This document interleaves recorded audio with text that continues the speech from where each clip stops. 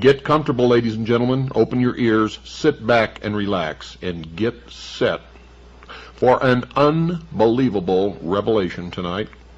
You're going to want copies of this tape of The Hour of the Time. I'm William Cooper. Ah, yes, the seed that lies beneath the snow in the springtime becomes the rose.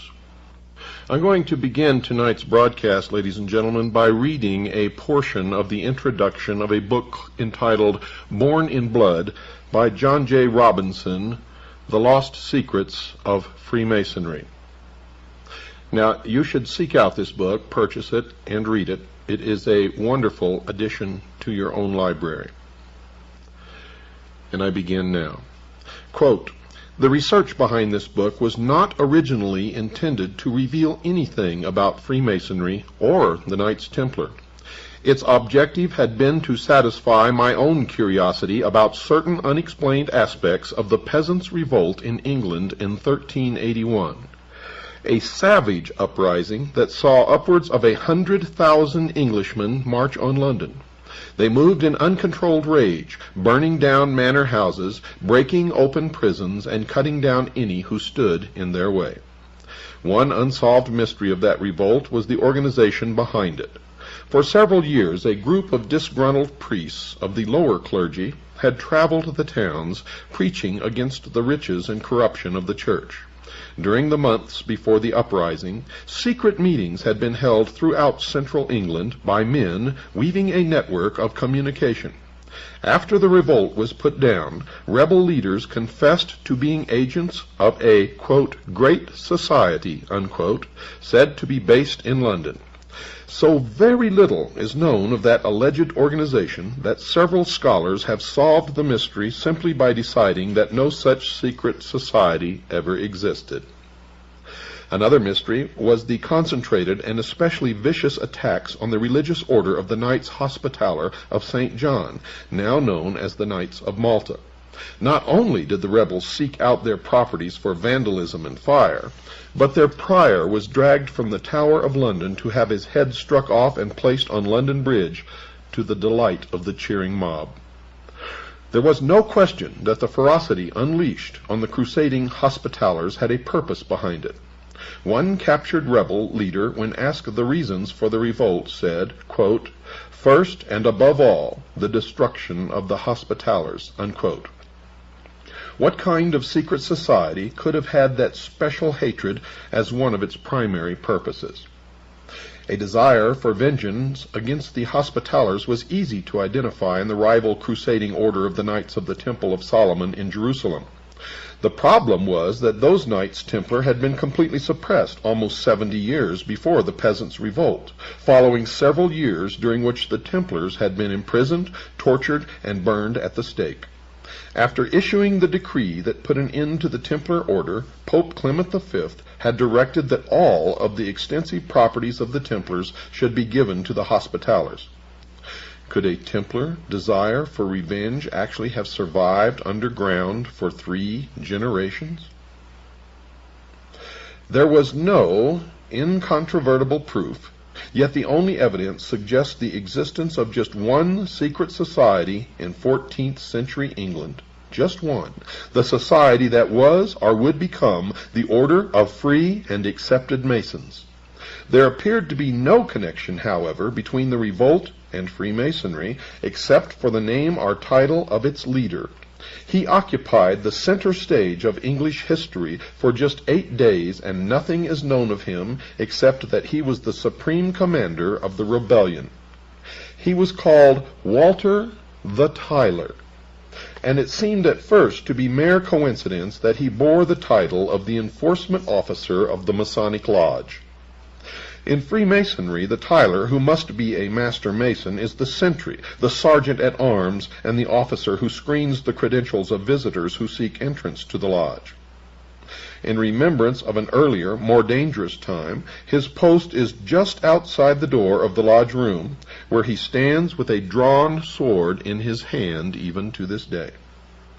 I was aware that there had been many attempts in the past to link the Freemasons with the Knights Templar, but never with success.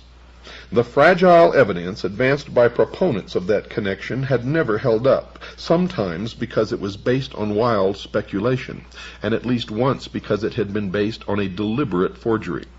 But despite the failures to establish that link, it just will not go away, and the time-shrouded belief in some relationship between the two orders remains as one of the more durable legends of Freemasonry. That is entirely appropriate, because all of the various theories of the origins of Freemasonry are legendary. Not one of them is supported by any universally accepted evidence. Here I break from reading from the introduction of the book and interject a comment here. There was never any universally accepted evidence until you hear what you're going to hear tonight, produced by John Galt, an agent of the Citizens Agency for Joint Intelligence. The connection, dear listeners, is in the genealogy of the families of the elite. You are going to be amazed, and now I continue from the introduction to Born in Blood. I was not about to travel down that time-worn trail, and decided to concentrate my efforts on digging deeper into the history of the Knights Templar, to see if there was any link between the suppressed knights and the secret society behind the Peasants' Revolt. In doing so, I thought that I would be leaving Freemasonry far behind, and I couldn't have been more mistaken. Like anyone curious about medieval history, I had developed an interest in the Crusades, and perhaps more than just an interest. Those holy wars hold an appeal that is frequently as romantic as it is historical, and in my travels I had tried to drink in the atmosphere of the narrow defiles in the mountains of Lebanon through which Crusader armies had passed, and had sat staring at the castle ruins around Sidon and Tyre, trying to hear the clashing sounds of attack and defense. I had marveled at the walls of Constantinople, and had strolled the arsenal of Venice, where Crusader fleets were assembled. I had sat in the round church of the Knights Templar in London, trying to imagine the ceremony of its consecration by the Patriarch of Jerusalem in 1185, more than 300 years before Columbus set sail west to the Indies. The Templar Order was founded in Jerusalem in 1118 in the aftermath of the First Crusade. Its name came from the location of its first headquarters on the site of the ancient Temple of Solomon. Helping to fulfill a desperate need for a standing army in the Holy Land, the Knights of the Temple soon grew in numbers, in wealth, and in political power. They also grew in arrogance, and their Grand Master de Redfort was a key figure in the mistakes that led to the fall of Jerusalem in 1187.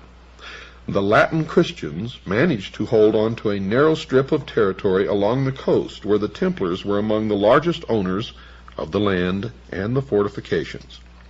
Finally, the enthusiasm for sending men and money to the Holy Land waned among the European kingdoms, which were preoccupied with their own wars against each other. By 1296, the Egyptian Sultan was able to push the resident Crusaders along with the military orders into the sea.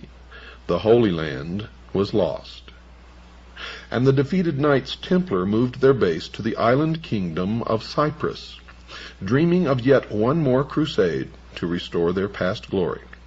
As the Templars planned a new crusade against the infidel, King Philip IV of France was planning his own private crusade against the Templars. He longed to be rid of his massive debts to the Templar Order, which had used its wealth to establish a major international banking operation.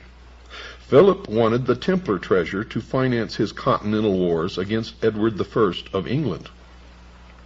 After 2 decades of fighting, England on one side and the Holy Roman Church on the other, 2 unrelated events gave Philip of France the opportunity he needed. Edward I died, and his deplorably weak son took the throne of England as Edward II. On the other front, Philip was able to get his own man on the throne of Peter as Pope Clement V. When word arrived on Cyprus that the new pope would mount a crusade, the Knights Templar thought that their time of restoration to glory was at hand.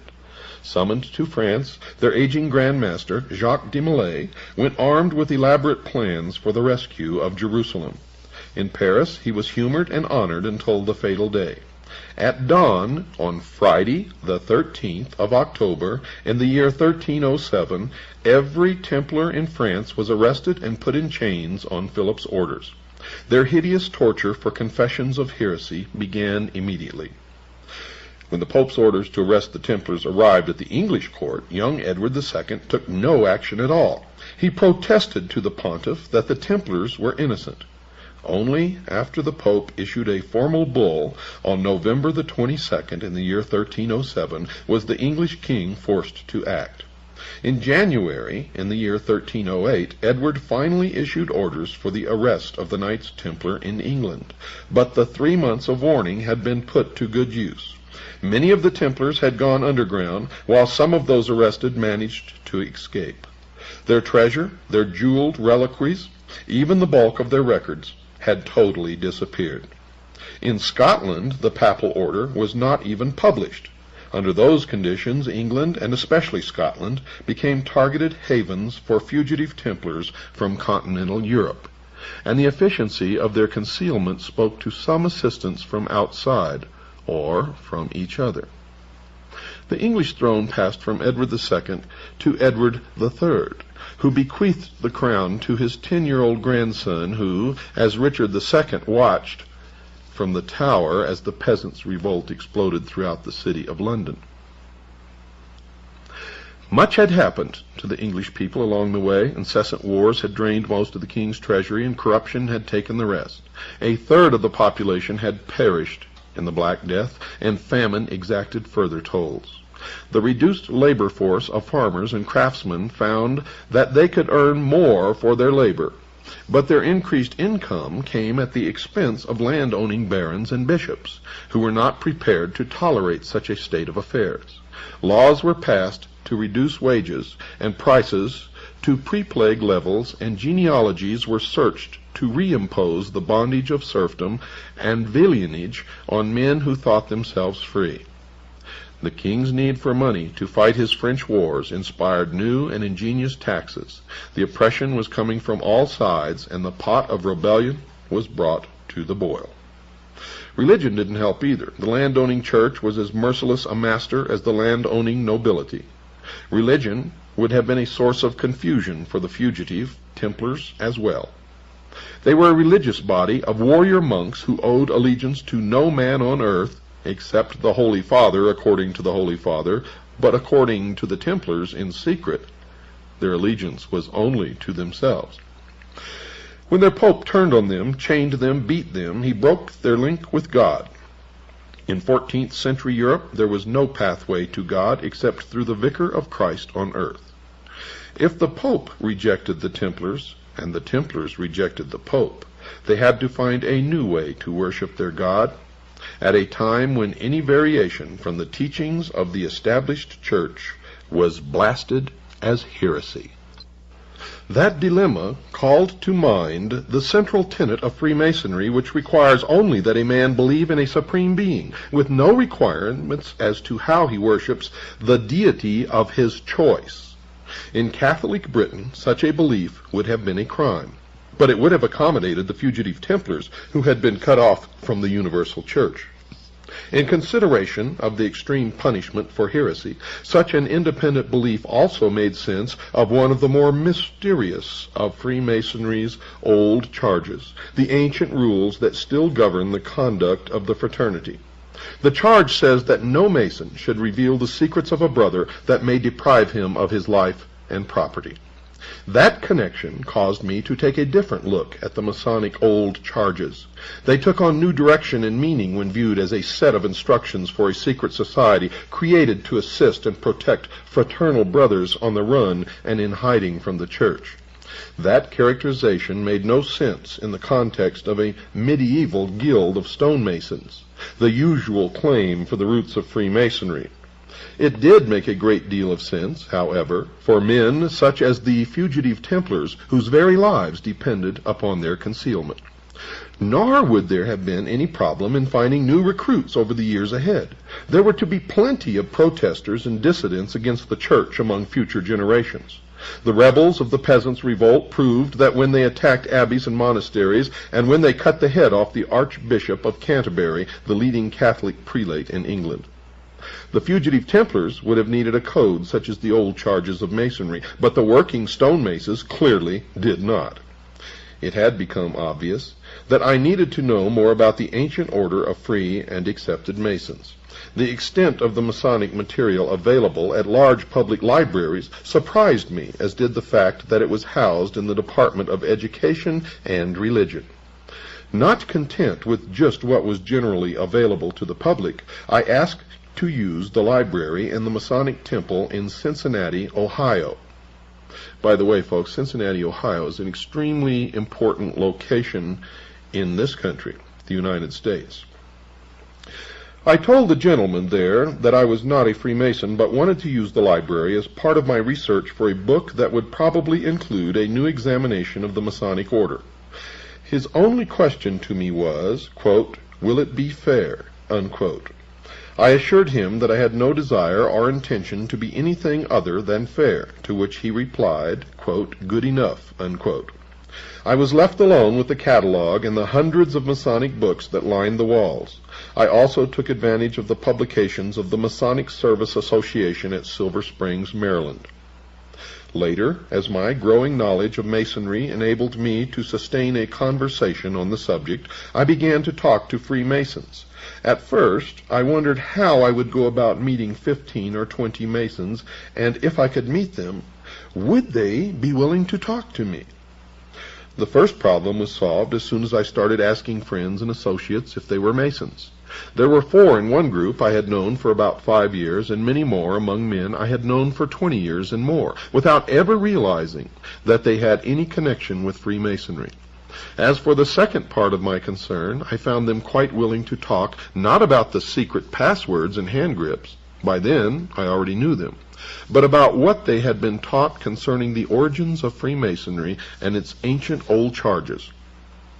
They were as intrigued as I about the possibilities of discovering the lost meanings of words, symbols, and ritual for which no logical explanation was available, such as why a Master Mason is told in his initiation rites that, quote, "This degree will make you a brother to pirates and corsairs," unquote. And folks, I'll explain that to you a little later. We agreed that unlocking the secrets of those Masonic mysteries would contribute most to unearthing the past, because the loss of their true meanings had caused the ancient terms and symbols to be preserved intact, less subject to change over the centuries or by adaptations to new conditions.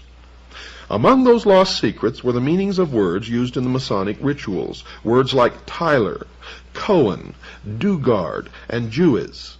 Masonic writers have struggled for centuries without success to make those words fit with their preconceived conviction that Masonry was born in the English-speaking guilds of medieval stonemasons.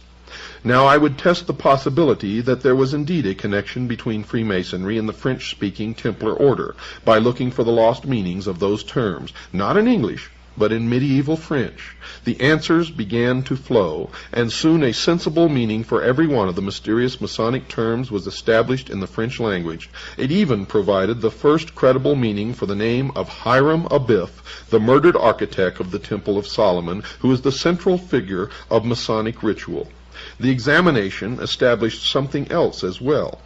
It is well known that in 1362 the English courts officially changed the language used for court proceedings from French to English.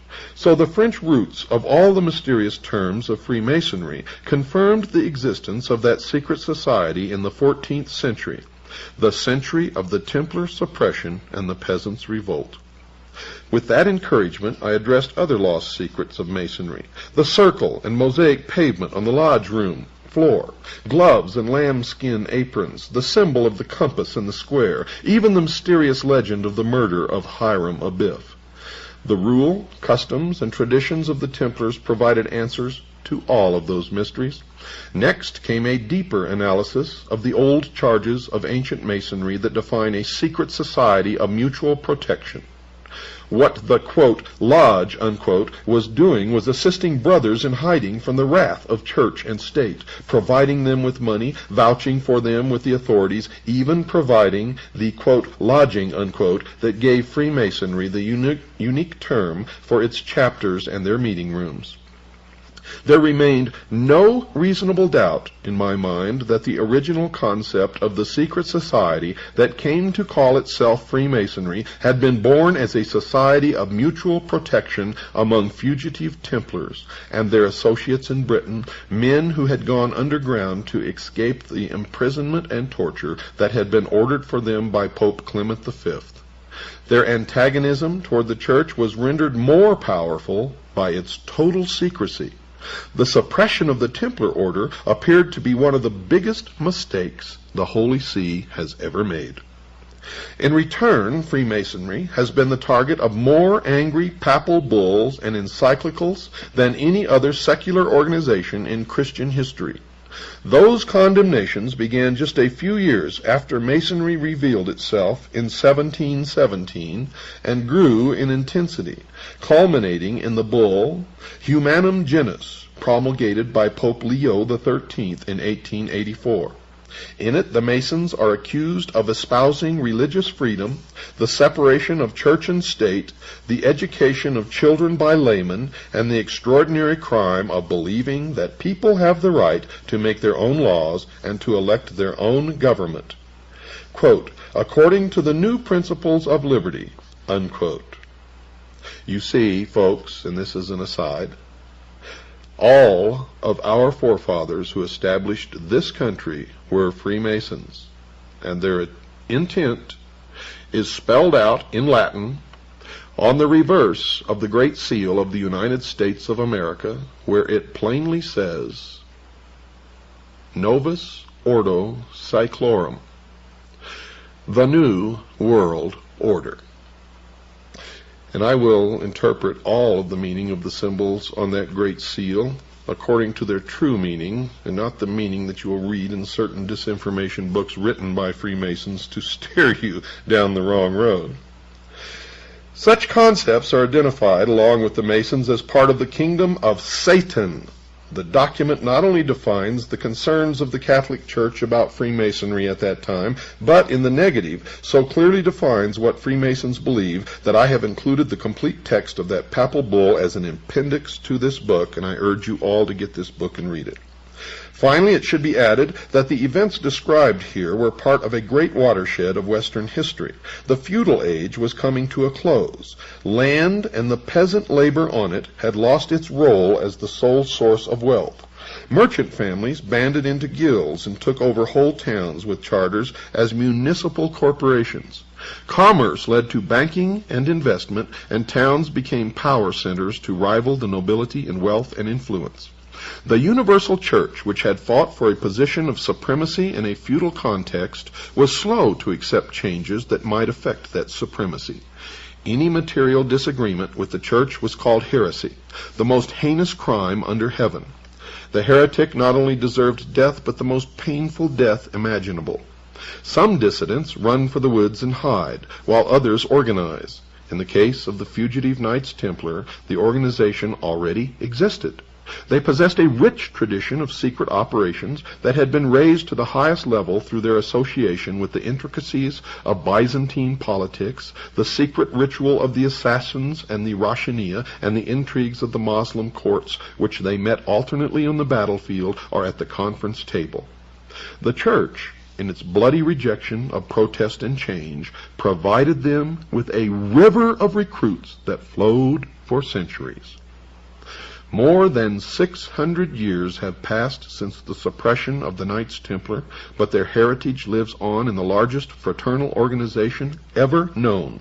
And so the story of those tortured crusading knights, of the savagery of the peasants' revolt, and of the lost secrets of Freemasonry becomes the story of the most successful secret society in the history of the world. I've got to take a break, folks. Don't go away. I'll be right back after this very short pause. When a star is born, it possesses a gift or two. Spurned by God in the form of the Vicar of Christ on earth, the Pope, and spurning God in their turn, the Knights Templars banded together in secret and formed what was to become known as Freemasonry. Now the legend goes that Freemasonry sprang up from ancient stonecutters' guilds and the men who built the stone buildings of the age. But Freemason actually comes from the French, Free Mason, which literally means the sons of light. Which light? Well, certainly in researching the problem, it is not the light of Christ. It is the light of the fallen angel of light. For when they were forsaken by the Church, by Christ's vicar on earth, the Pope, they spurned God and turned to Lucifer. They held to the Luciferian philosophy that the gift of intellect by Lucifer through his agent Satan would in its turn make man God. These men were always on the run. They took the hidden Templar wealth and built a financial empire that stands to this day as the most powerful on the earth. Jews who had traditionally been persecuted throughout Europe flocked to the hidden temple. For there they could believe as they wished and worship whatever God they wished, for all were welcome. Many of the Templars running to ground flocked to England and to Scotland, where they fought for Robert the Bruce, who was engaged in an intense battle with the King of England. Now, let me regress just a little bit. King William the Lion, who was born in 1165 and died in 1214, had a daughter, Isabel of Scotland. Well, Isabel married a certain Robert Rose. Robert Rose was a Knight Templar who was heavily involved in the first efforts and was very successful at international banking. Plus, he established the first overt and covert international intelligence gathering organization, which all subsequent intelligence organizations have been based upon since. His son, Sir William Roos, and his daughter Lucy Roos figure prominently in the story to follow. Lucy married Sir Robert Plumpton. They sired two children, Sir William Plumpton and Alice Plumpton.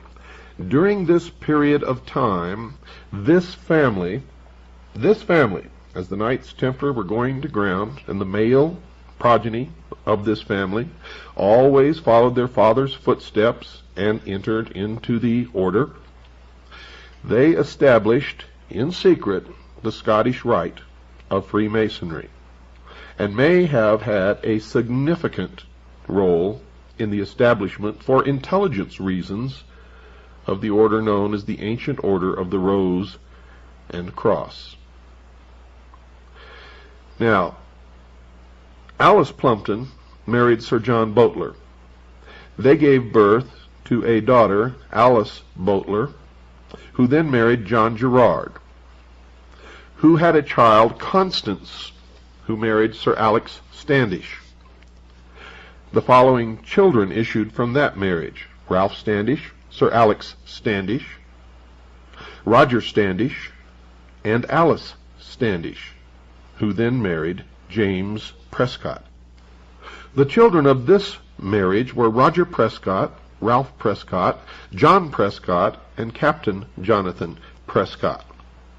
Jonathan Prescott married Rebecca Buckley. They had 2 children, Abel Prescott and Lucy Prescott, and Lucy married Jonathan Fay.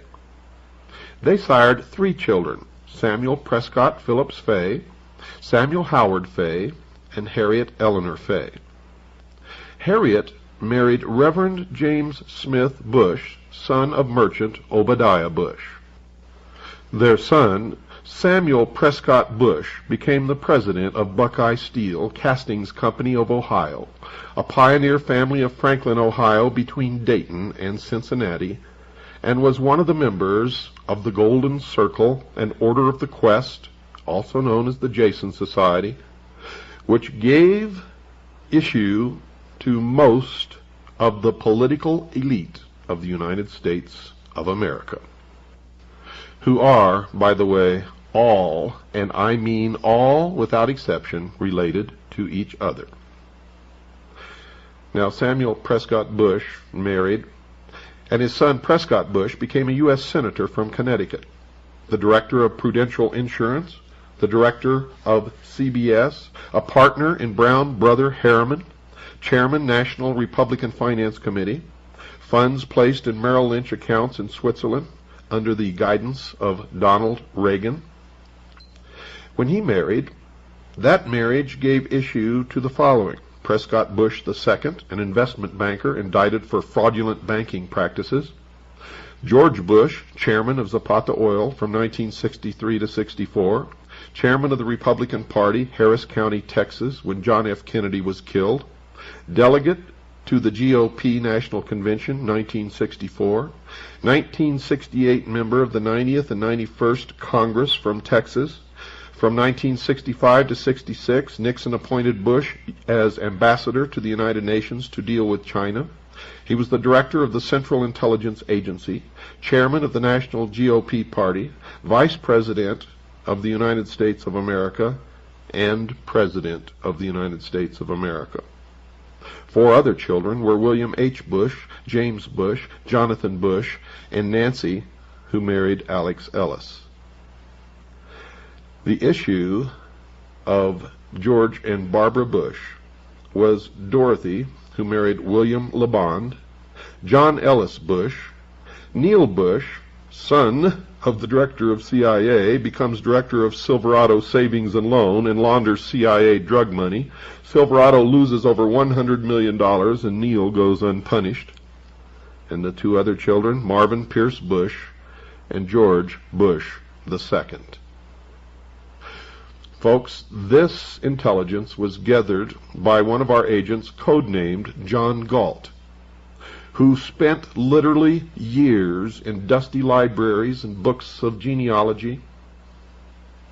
And I'm not going to tell you which libraries or how he arrived at this information, but it has been checked. It is absolutely accurate, and this is just one portion of the pedigree of George Bush, who's literally related to most of the royal families of Europe. Now, you can have a copy of this chart if you want it. I'll tell you how to get it later, so have your pencils and paper ready. And I'm going to tell you exactly where the money goes. 1/2 of the money goes to help pay for the airtime here. The other half goes to our agent, John Galt, to pay for the years of toil in dusty library books that nobody ever looks in, tracing genealogy. And folks, this is only one of the charts that he has furnished to us, along with other agents of the Citizens Agency for Joint Intelligence who are engaged in the exact same research. And we have found that our most productive connections of the secret societies, the royal families, and what's happening in the world today is through genealogy.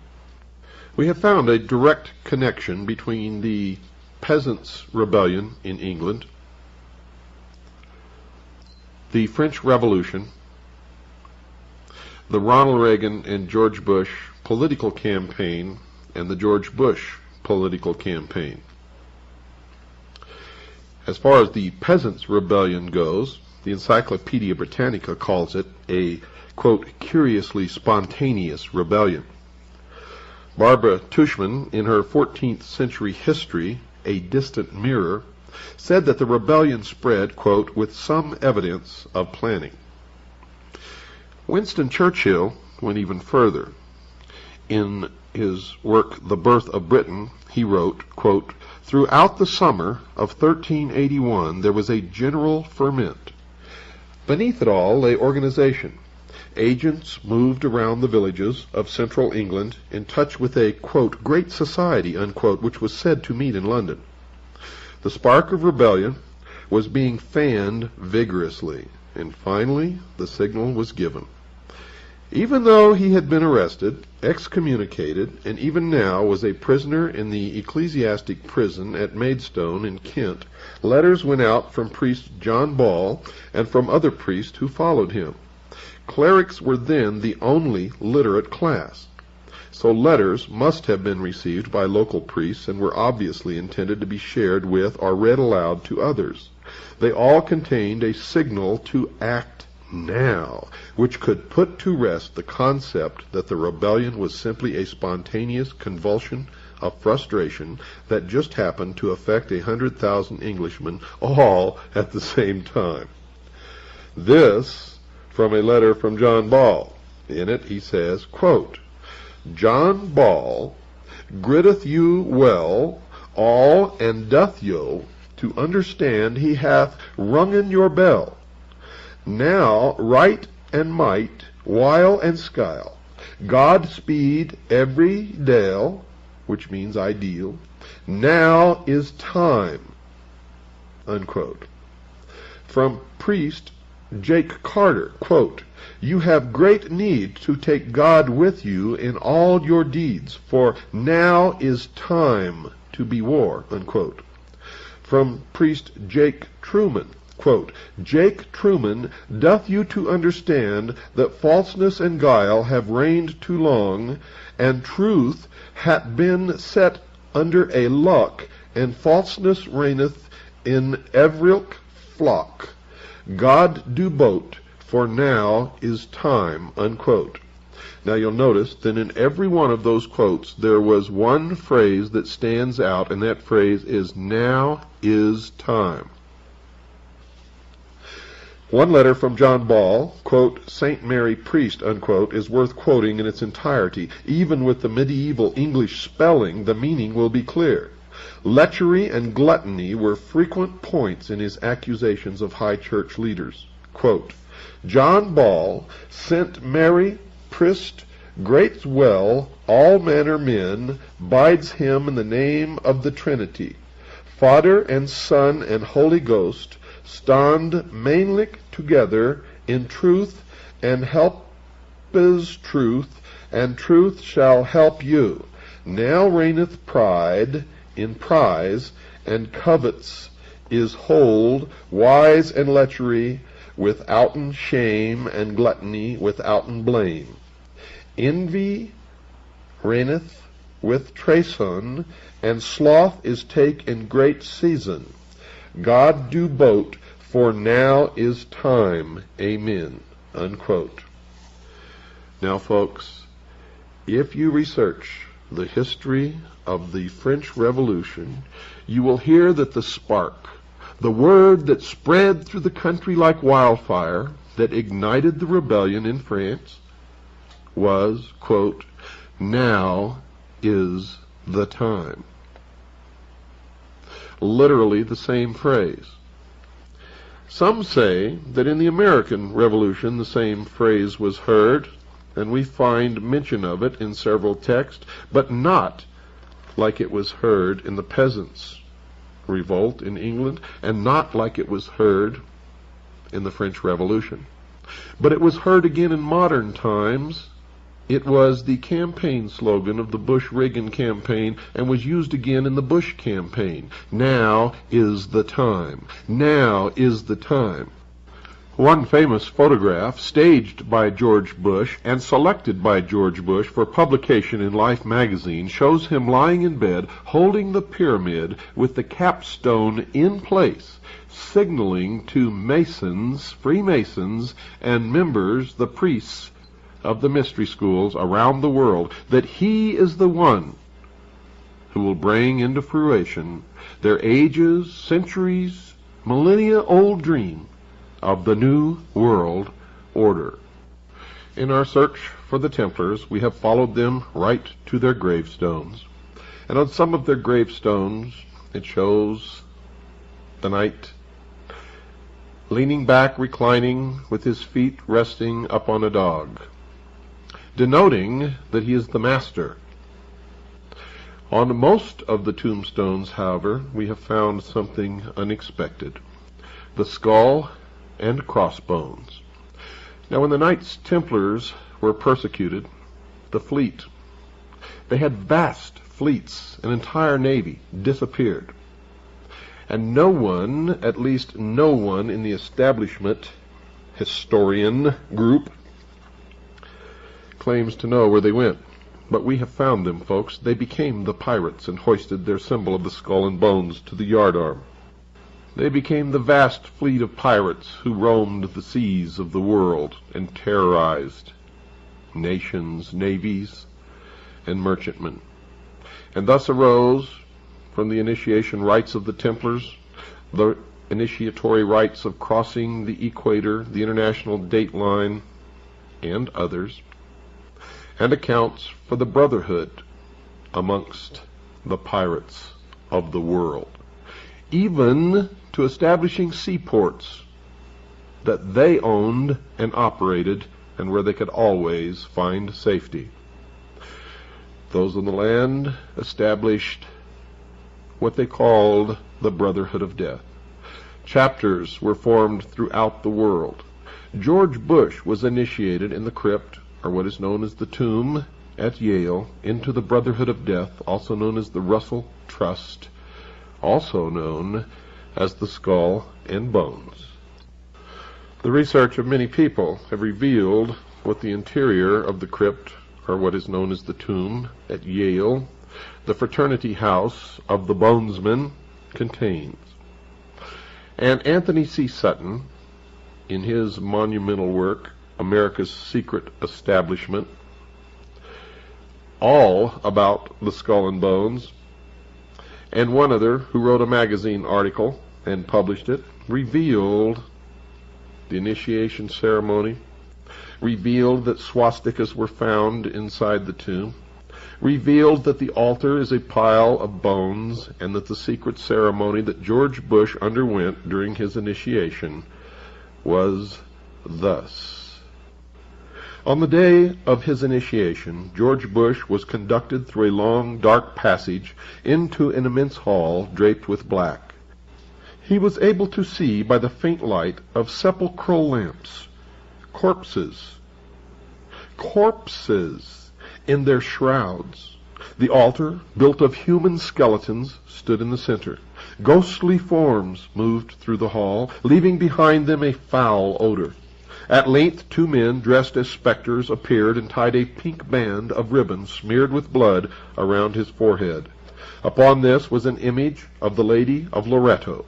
A crucifix was placed in his hand, and an amulet hung around his neck.